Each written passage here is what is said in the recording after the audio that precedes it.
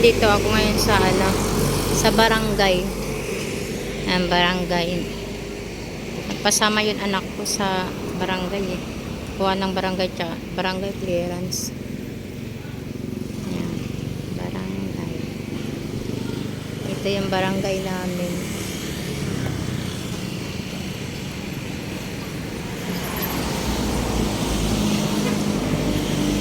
Tapos ito naman yung sabungan. Ayun yung sabungan.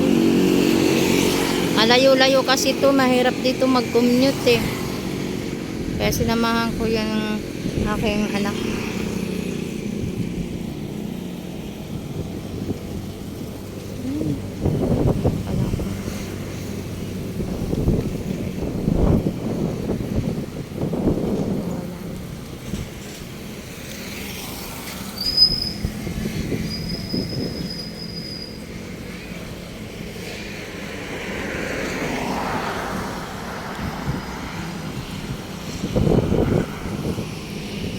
O, ayan ang barangay namin. Hintayin ko lang, nandito ako sa labas. Hintayin ko na lang siya.